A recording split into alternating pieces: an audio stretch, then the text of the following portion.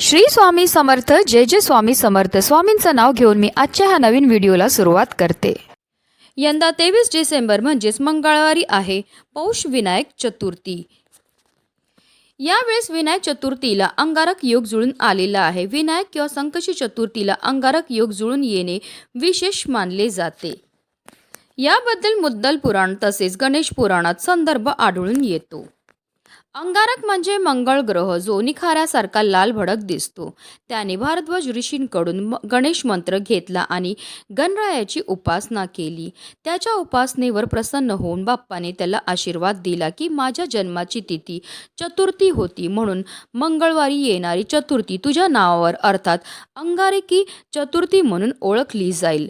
अमंगळ समजल्या जाणाऱ्या मंगळ ग्रहाला ज्या वरद विनायकाने पावन केले त्या विनायकाने आपलाही उद्धार करावा या हेतूने अंगारकी चतुर्थीचे व्रत हे केले जाते.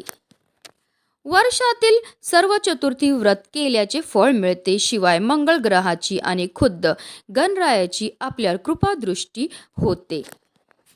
गणपती बुद्धीचे देवता आहेत. गणपती हे वैश्विक देवता आहेत. गणेश ही प्रेरणा देणारी देवता आहे. विविध कलांच्या आविष्काराने सर्वांशी खुला संवाद साधणारे आणि सर्वांना आपलेसे वाटणारे हे दैवत पराक्रमी असले तरी कोपिष्ट नाही, तेजस्वी असले तरी तापहीन असे हे दैवत. यामुळेच दैवत्व असलेला गणपती जवळचा आणि आपला वाटतो. कोणत्याही शुभ कार्याची सुरुवात, नवीन कामाचे प्रारंभ प्रथमेश विघ्नहर्ता गणपती बाप्पांच्या पूजनाने केली जाते. अंगारकी चतुर्थीचे व्रत केल्यास कोणतेही संकट येत नाही अथवा संकट आले त्याचे निवारण होते अशी मान्यता आहे. माता आपल्या मुलांच्या उज्ज्वल भविष्यासाठी, पतीच्या दीर्घायुष्यासाठी हे व्रत आवर्जून करतात. धार्मिकदृष्ट्या हा दिवस अतिशय महत्त्वाचा असल्यामुळे या दिवशी काही प्रभावी उपायांनी सेवा देखील केल्या जातात. आणि म्हणूनच अंगारकी विनायक चतुर्थीच्या दिवशी तुम्ही व्रत नाही केलं तरीही चालेल, पण हे फूल कुठे दिसलं तर अजिबात सोडू नका, लगेच घरी घेऊन या. हे फूल आपल्या घरी आणल्यामुळे आपली किती कठीणातील कठीण इच्छा तर पूर्ण होणारच आहे, पण आपल्याला सर्व कामामध्ये यश मिळेल. आपल्या घरामध्ये असणारी जेवढी पण नकारात्मकता, एडापिडा, नजरबाधा नष्ट होऊन आपल्या संपूर्ण कुटुंबाची भरभरून अशी प्रगती होणार आहे. तर ते कोणतं फूल आहे, आणायचं आहे, कोणत्या वेळेत आणायचं आहे, त्याबद्दल सविस्तर आणि महत्त्वाची अशी माहिती मी तुम्हाला या व्हिडिओमध्ये देणार आहे. तर व्हिडिओ पूर्ण पहा आणि जर तुम्ही माझ्या चॅनलवर नवीन असतील तर चॅनलला सबस्क्राईब करा आणि शेजारी बेल आयकॉन सुद्धा प्रेस करा, जेणेकरून तुम्हाला माझ्या नवनवीन व्हिडिओचं नोटिफिकेशन हे मिळत राहील आणि तुम्ही एक पण व्हिडिओ मिस करणार नाही. विनायक चतुर्थीच्या दिवशी आपल्याला ब्रह्ममुहूर्तावर उठायचं आणि अंथरुणामध्येच आपल्याला गणपती बाप्पांचं स्मरण करायचं आणि दिवसाला सुरुवातही करायची. स्वच्छ स्नान करायचे आहे आणि त्यानंतर जर शक्य असेल तर लाल किंवा पिवळ्या रंगाचे आपल्याला वस्त्र परिधान करायचे. सर्वप्रथम आपल्याला सूर्यदेवांना जल अर्पण करायचं. जल अर्पण करताना ओम सूर्यदेवाय नमः, ओम आदित्याय नमः या मंत्राचा आपल्याला जप करायचं. त्यानंतर आपल्याला सर्वप्रथम देवघरामध्ये दिवा हा प्रज्वलित करून घ्यायचा आहे, कारण कोणतीही सेवा किंवा कोणताही उपाय जर आपण अग्नीच्या साक्षीने केला तर त्यामध्ये आपल्याला निश्चित सफलताही प्राप्त होत असते. त्यानंतर आपल्याला व्रत करायचा संकल्प हा करून घ्यायचा आहे. दिवसभर उपवास करायचा आहे. आपल्याला गणपती बाप्पांची षोडशोपचार पूजा करून घ्यायची. आता तुमच्याकडे गणपती बाप्पांची फोटो असेल तर त्यांना स्वच्छ पुसून घ्यायचं, मूर्ती असेल तर तामणामध्ये घ्यायचं आहे आणि त्यांच्यावर आपल्याला जलाभिषेक हा करून घ्यायचा. जलाभिषेक करताना आपल्याला गणपती अथर्व शीर्षमचं पठण करायचं आहे किंवा ओम गणपते नमः या मंत्राचा आपल्याला जप हा करायचा आहे. जलाभिषेक करून झाल्यानंतर आवर्जून हे जे तीर्थ आहे ते आपल्या मुलांना प्यायला द्यायचं. असं केल्यामुळे आपल्या मुलांच्या बुद्धीमध्ये वाढ होते. त्यानंतर गणपती बाप्पांच्या मूर्तीला स्वच्छ पुसून पुन्हा त्यांच्या स्थानावर ठेवायचं आहे. यानंतर आपल्याला गणपती बाप्पांना शेंदूर लावून घ्यायचं आहे. गणपती बाप्पांना दुर्वा अर्पण करून घ्यायचे. दुर्वा अर्पण करताना आवर्जून आपल्या मनातली इच्छा व्यक्त करायचं आहे. लाल जास्वंदीचं फूल अर्पण करून घ्यायचं आहे. धूप, दीप, अगरबत्ती नैवेद्य दाखवून घ्यायचं आहे. तुम्ही मोदकाचा नैवेद्य दाखवू शकता की अगदी गुळ खोबऱ्याचा नैवेद्य दाखवला तरीही चालणार आहे. त्यानंतर आपल्याला गणपती बाप्पांची मनोभावे आरतीही करून घ्यायची आहे.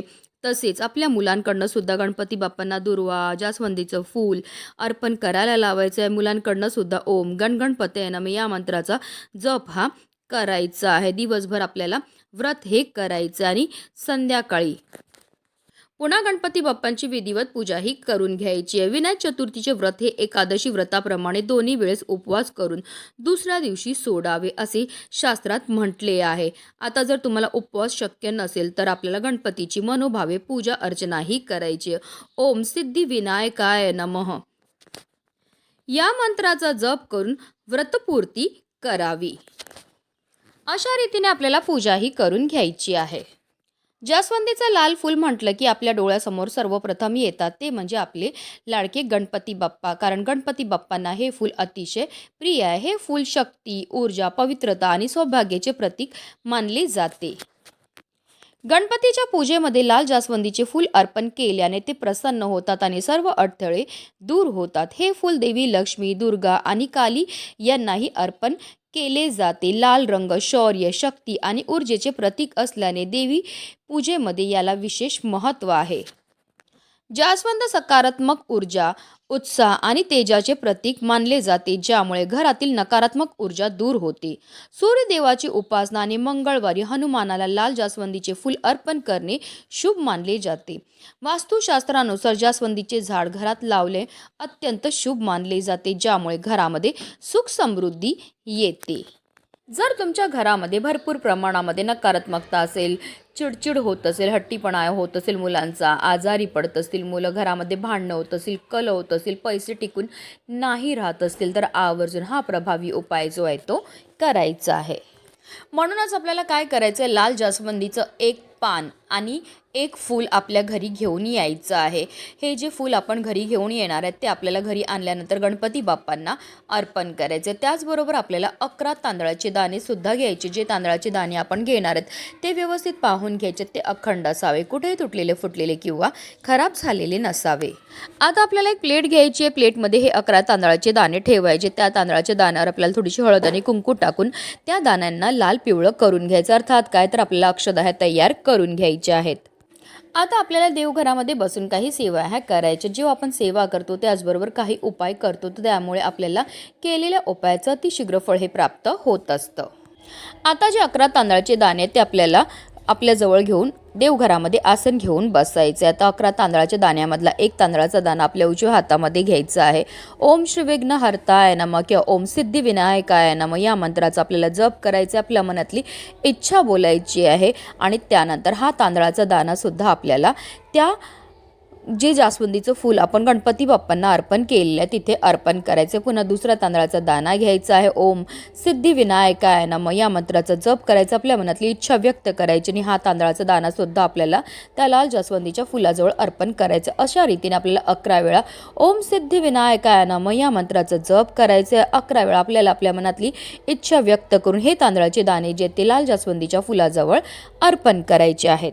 आता जे लाल जास्वंदीचं पान आपण घरी घेऊन आलेले आहेत त्याला स्वच्छ धुवून आणि पुसून घ्यायचं. एक प्लेट घ्या, त्यामध्ये थोडं कुंकू घ्या, कुंकवामध्ये पाणी टाकून त्याचं गंध तयार करून घ्यायचं आहे. जास्वंदीच्या झाडाच्या काडीने आपल्याला त्या जास्वंदीच्या पानावर जी इच्छा आपण व्यक्त केलेली आहे ती आपल्याला मनोभावे लिहायची आहे. जसं की धनप्राप्तीची इच्छा असेल तर धनप्राप्ती लिहा, नोकरी प्राप्तीची इच्छा असेल तर नोकरी लिहा, विवाहाची इच्छा असेल तर विवाह लिहा आणि त्यानंतर हे पान जे आहे ते आपल्याला गणपती बाप्पांच्या चरणावर अर्पण करायचं आहे.